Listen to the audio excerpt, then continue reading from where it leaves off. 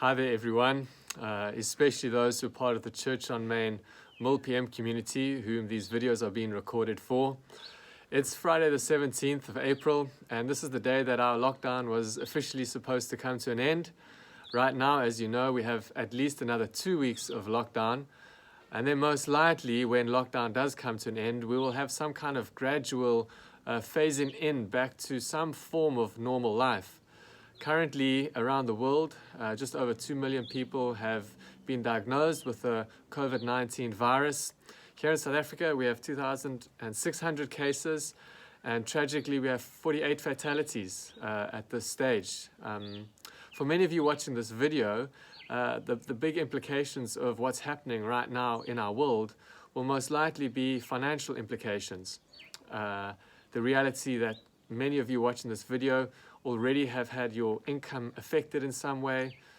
Possibly some of you have already lost a full-time work. And the heart behind these messages and these videos is just to keep us encouraged as we continue to move forward. And I really believe that it's our opportunity to give the world hope. But of course, if we need to give the world hope, we ourselves need to remain encouraged and remain hopeful. So I want to share with you this morning just one of the most well-known passages about hope in the Bible. It comes from Jeremiah, and when I say the verse, many of you will know it. It's Jeremiah 29, verse 11. It's one of those passages that really is worth memorizing. And as many of you know, I'm currently reading through the book of Jeremiah, which is a really tragic read, as the consequences of God's people rebelling and worshipping other gods and taking advantage of other people, oppressing the poor and the widow and the various people of need in their community. As a result of their rebellion and sin, they face the consequences of being carried into exile.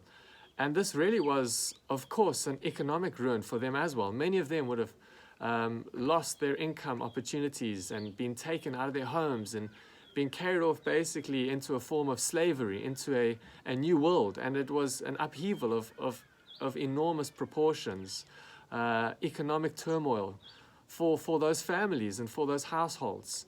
And so the book of Jeremiah is about Jeremiah speaking to the people of God during this time.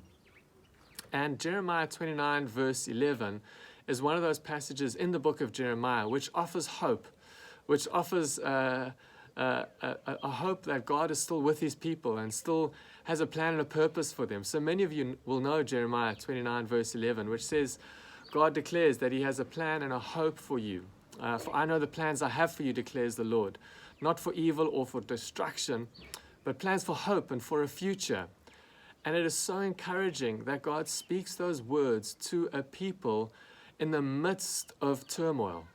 And that's probably the most encouraging part of Jeremiah chapter 29.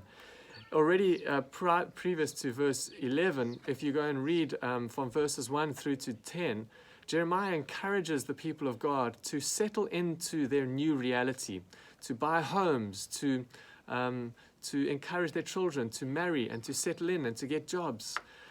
And there's a sense in which, as hard as it might be, it's probably a healthy thing for us at this stage to begin just to settle into something of what many people are calling a new normal. I know for some of us that's a scary thought, but the encouragement from Jeremiah to the people of God was you can settle into this new reality with the knowledge that God still has a plan and a purpose for your life. And ultimately, Jeremiah says after 70 years, God will call the people back into the promised land. And I just want to encourage you, listen to this video this morning, that God has a plan and a purpose for your life. And it's a plan and a purpose that remains despite the situation, the circumstances that you're in. And one of those passages that we turn to remind us that God has a plan and a purpose for our life is spoken into the context of economic turmoil and spoken into the context of a crisis. And so in the midst of whatever you're facing, I want to encourage you this morning that God has a plan and a purpose for your life. So maybe go and read chapter 29 of Jeremiah sometime today and spend some time meditating on the goodness and the promises of God over our lives. Love you guys so much, And for those of you who are part of MilPM, I'm going to be recording another message shortly, just outlining what church for us is going to look like in this season. Cheers for now.